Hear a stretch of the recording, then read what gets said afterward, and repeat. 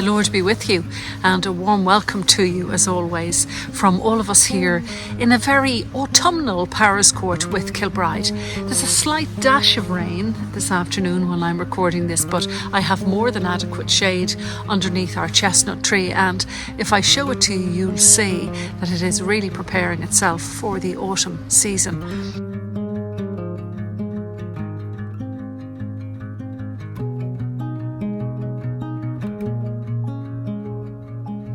You're very welcome to join me for the next few minutes as we just entertain a thought for this week that might be of some help to somebody watching in this square today.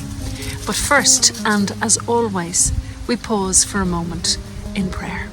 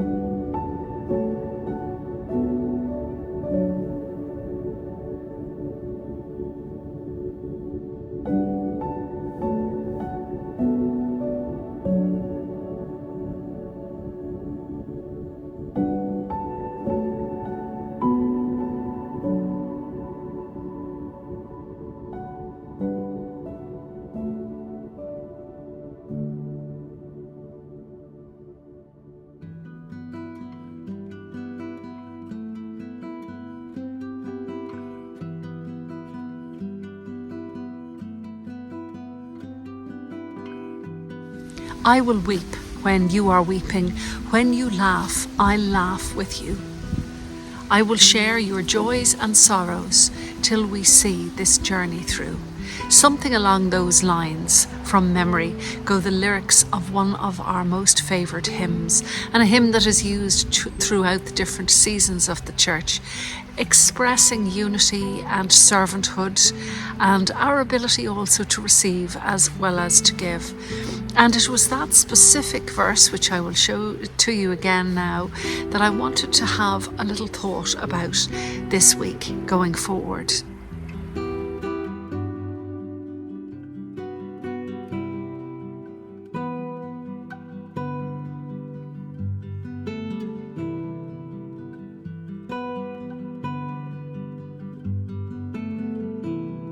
First, I'd like to invite you to imagine what it might feel like to be sitting opposite Jesus the Christ.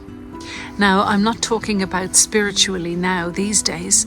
I'm asking you to imagine you were alive over 2,000 years ago when Jesus came to this earth and had the opportunity, pretty much like Nicodemus, for example, to sit across from him. I'd like you to imagine the space between you and our Lord.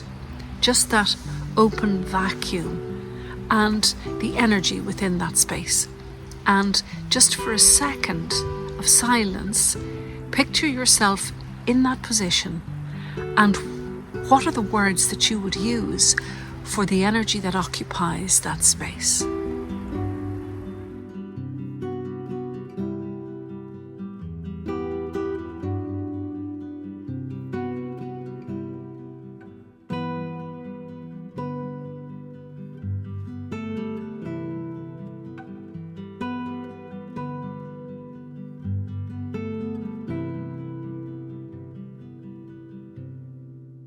If you were to ask me, I would offer just one word, which I think might summarize everything else, and that is peace.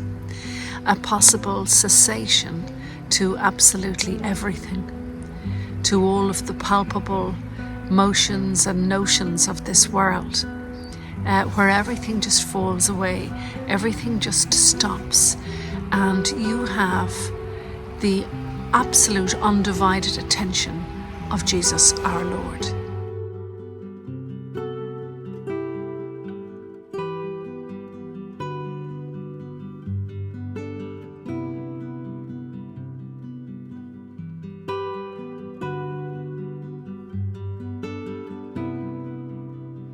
What does it feel like for you to be in the silence and peace of that place and sitting within His undivided attention, within His gentle gaze? As disciples of Christ, as people who not only believe and invest in Him, but have decided to live our lives in His name, one of the finest things we could offer another person is our absolute silence.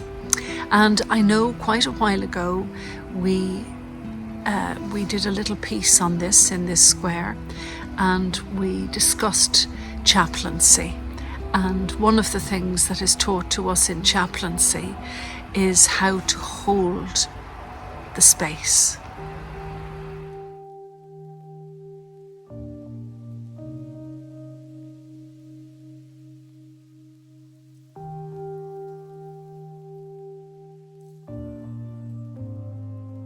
Every single one of us in our human experience has sat opposite a person in crisis for whatever reason, whatever crisis they might have had.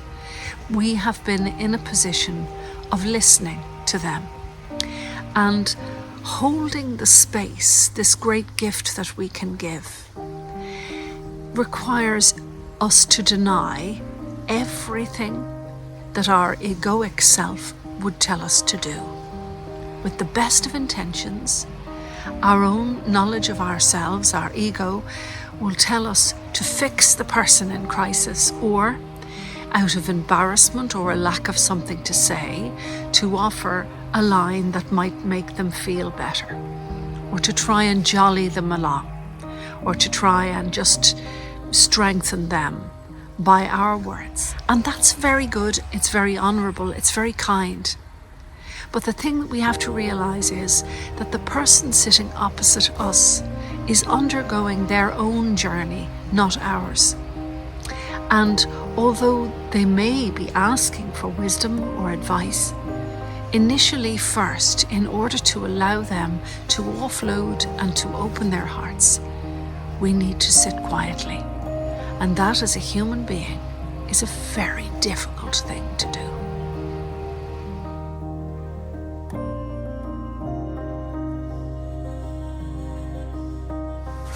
Can I be honest and say, with no insult to anybody, there are very few people I have met in my life, but certainly one or two of them, that have the gift of holding that silence. And oh my goodness, it is such a blessing to a person. You can actually feel it within yourself. The safety of the space that they provide so that you can speak. The trust that you place in them because of that space they're leaving. And your ability to be able to think straight and to articulate clearly because they're saying nothing at all. It's like as if virtually they are holding you like this And what is this but every picture you've ever seen of the Christ portrayed in art?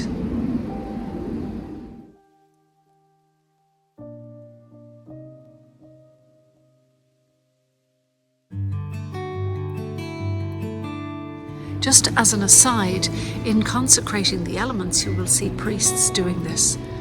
This is an embrace. These hands that are raised for the consecration of the elements in Holy Communion are encompassing all who are there. That's what I love to think of it as. When we raise our hands, we encompass all who are present in this light of Christ, in this presence of Christ. If there is somebody in your life who is in crisis at the moment, fight everything you possess within yourself that desires to fix them, and instead offer them absolute silence and full, unbridled attention. Hold their eye, keep the space, hold the space, and gift them with this priceless treasure, because there aren't many pockets of time in this world for them to have that opportunity to express themselves fully.